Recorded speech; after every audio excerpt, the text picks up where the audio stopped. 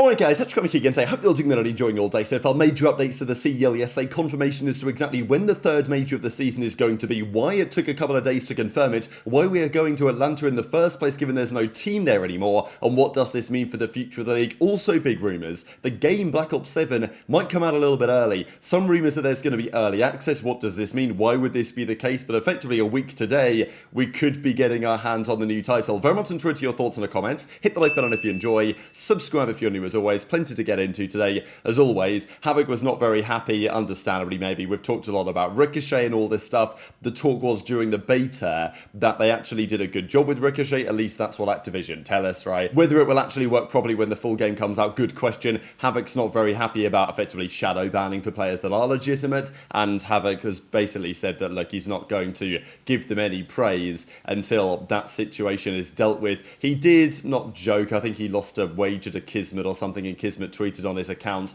that he was going to make a comeback this year to the CDL. That, as it stands, seems pretty unlikely. There is one roster that we're expecting to be competitive but hasn't yet been confirmed. Just wanted to go through a few thoughts on it because I did see some thoughts from some Gentlemates fans as well as to what they think about their upcoming roster. So, Sib, Ghosty, Envoy, Neptune, that is rumoured to be the team of 4.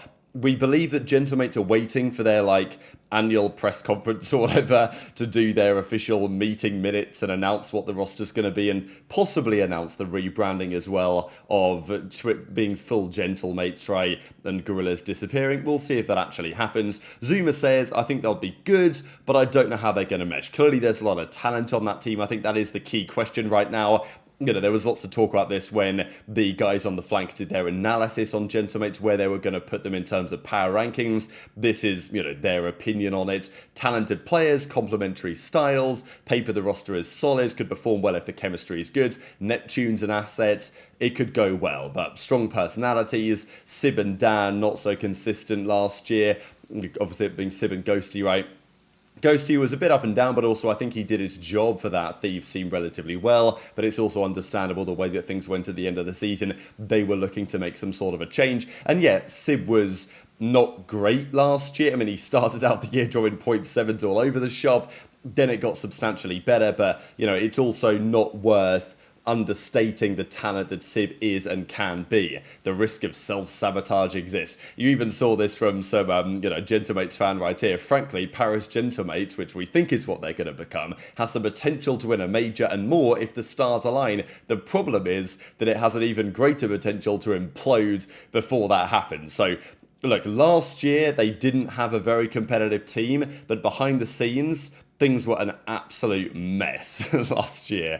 And, obviously they'll be hoping, the Gentlemates fans, that is not the case this time around. Although, arguably, you look at this season's roster and it has more potential to implode, possibly. I see why they're saying that, but also, look, would you rather have a team with serious upside but with potential for explosion or implosion than a team that is probably going to be fine but is just boring and maybe scrapes a top 8? I think you'd probably prefer the former. It's certainly going to be more entertaining to talk about.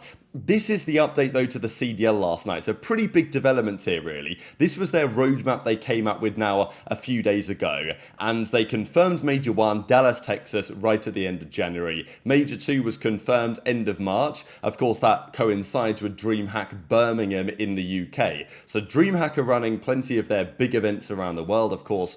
It's far more than just a Call of Duty tournament, DreamHack events. There's all sorts going on. But usually they do, at least with all the exhibitions they have, also have plenty of actual competitive games being played.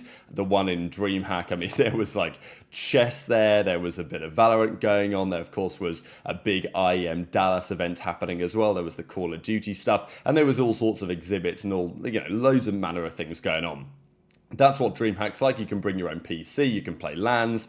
It's a big kind of festival of gaming and esports, as it were. So they're doing plenty of those. They've done them for many a year. And it does seem that now, with the combination between DreamHack now being owned by ESL, Faceit Group, which is owned by the Saudis, effectively, they run the show almost entirely in esports. There's really no, I mean, maybe Blast or something, but there's not many tournament organizers that aren't owned by that same group. It's all kind of got into the same thing. And, you know, we know that there's interest in the CDL as well because of the EWC relationship and the sponsorship there and all that type of stuff. So the point is that DreamHack events are becoming an increasingly important part of the CDL season. I think to some degree, that is for good and for bad, right? I mean, the key thing you'll note here, firstly, on the roadmap is that the Dallas event in Texas is the 29th of January to February the 1st. The Major 4 tournament in Paris is the 25th of June to the 28th. Those are 4-day events, but for the Birmingham event, it's a 3-day event because DreamHacks are 3-day events, so they have to condense things down.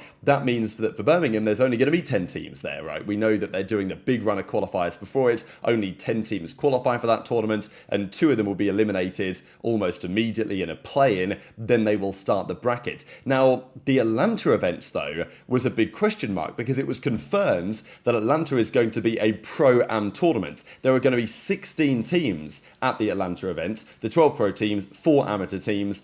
I thought as a result that it might therefore be a CDL-hosted event. That's what we've seen with pro-am events in the past, and it was, you know, that's what they were going to do. But no, this actually is going to be, again, a DreamHack event. So it's another crossover between the two organizations. Of course, Adam Apicella is running the show over at DreamHack, which is not a bad thing when it comes to what that means for Call of Duty. But yeah, back-to-back events this season are going to be at DreamHacks. Now, again, there's a lot of positives to this because if you go to the events, there's an awful lot going on. There's IEM Atlanta happening at the same time, right? So there's a big Counter-Strike tournament at DreamHack, a big Call of Duty tournament at DreamHack, and, you know, if you guys went to the one in Dallas, the DreamHack Dallas earlier this year, it was a pretty great time. But as I've said multiple times, if we're going to do more DreamHack events, which clearly we are. Last year we did 1, now we're talking about doing 2, and, you know, potentially more to come in the future, who knows. It's clear that we are beholden to the DreamHack schedule, right? And that does mean a fair bit in terms of the way that we have to structure our season. It's probably not the end of the world, but it's not ideal, let's say. And I also do wonder what it means, because we're trying to do a pro event over 3 days, right? There's going to be a lot of Call of Duty to be played over those 3 days. But this is the key reason why we actually are going to Atlanta after all, despite the fact that there's no Atlanta team anymore, right? FaZe have now left, they've gone to Vegas. We think they're hosting Champs. I mean, it's been confirmed that FaZe are hosting Champs. And then Atlanta is getting an event, but it's because it's a DreamHack, right? So that's how it's going to be. And look, I think this is fair. We were at a point from, like, let's say a budget perspective in the CDL that if we were going to continue running big events, a lot of those events might end up being, let's say, where Miami's events were last year. And I mean, it was Fort Lauderdale, then it was Boca Raton, right? And there was a possibility that we're going back to some smaller cities, which is okay. But in terms of attracting a bigger crowd in bigger cities, I think it makes sense to combine with DreamHack.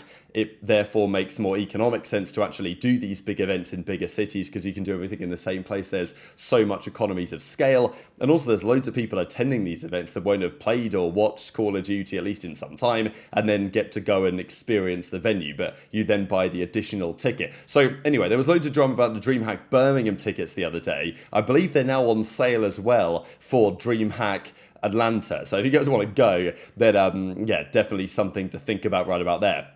Now, the other thing last night on Black Ops 7 is the game, when it's coming out.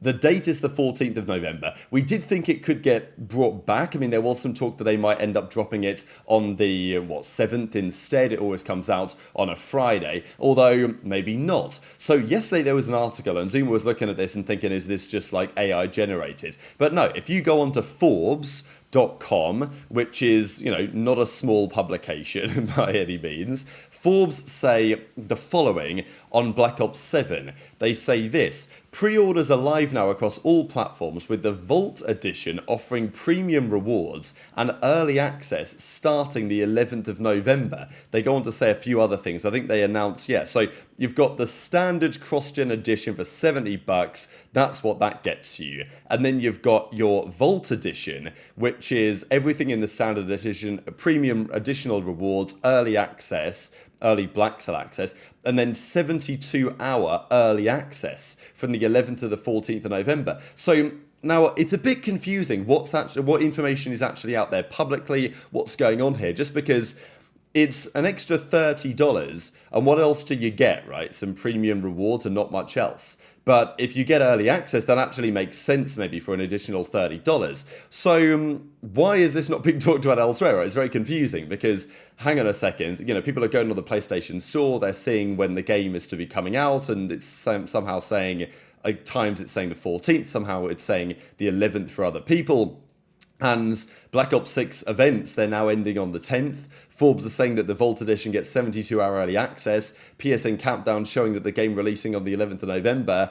You know, maybe this is actually going on. And Ghost of Hope is like, hang on a second, what is this, right? Because we thought the game was coming out on the 14th. So what does this mean? Is there some sort of, you know, big marketing strategy, marketing ploy going on here, right? Because, you know, are the pre-orders that bad, right, that they need to just like weaponize it, throw an extra $30 to the Vault Edition, you get the game 3 days early. But this would be a really big deal, right? As I say, the games always come out on Friday. If the game is going to come out with this Vault Edition 3 days early, I mean, it is going to be important, right? The pros will be getting that extra edition because, you know, the extra 3 days on the game might be pretty valuable by the time that the early tournaments come around. But this would be a really, you know, kind of out of nowhere decision. I guess the other question is it going to be multiplayer included? Because when it's in early access before, you know, sometimes you think, okay, it's just going to be campaign, maybe just zombies or something. But that's not exactly what it says, right? I mean, Forbes just says you get the game 3 days early, effectively. So, yeah, very confusing. I don't exactly know what this means or what's going to happen next on this one, but yeah, a couple of clips to share here from Zuma's initial reaction to this, and then also a couple of clips coming out of Mercules, because there was some pretty entertaining content from the OpTic guys over the last couple of days. Looks like he's ready to go for the upcoming season.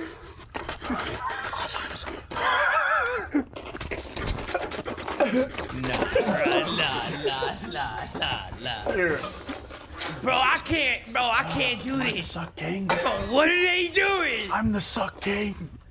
Mason's done too. God, the silence is so loud.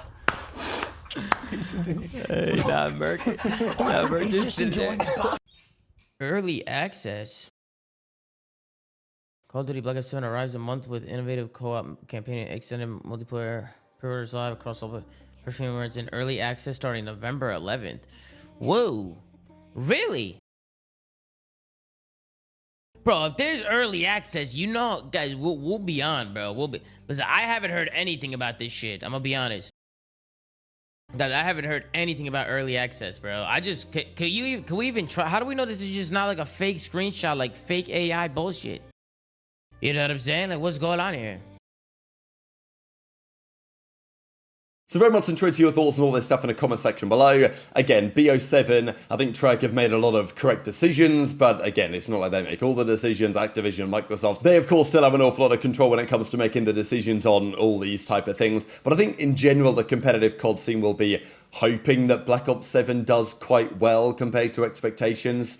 Obviously, Black Ops or Battlefield 6 is going to be a serious contender this year. They've got their Battle Royale modes going on as well. But I think the key point is, if BO7 delivers, then people are going to be confident that they might, you know, also make some similarly, it seems, positive decisions going forward as well. But enjoy your thoughts in the comments below.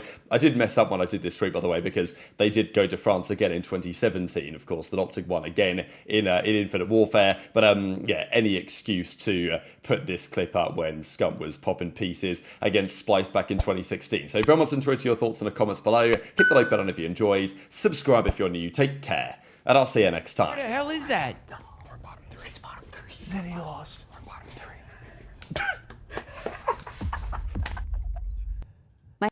Hey guys, has been used to ejaculate prematurely until this. You know you don't have to come all the way to the pharmacy to get your scripture, right? There's a more private option. What is it? Here, just fill out this online. Is this targeted? All right, 3, 2. Is this ad targeted, chat? I feel attacked. Is that a sign that I'm getting old? He's thrilled. I need to bookmark that.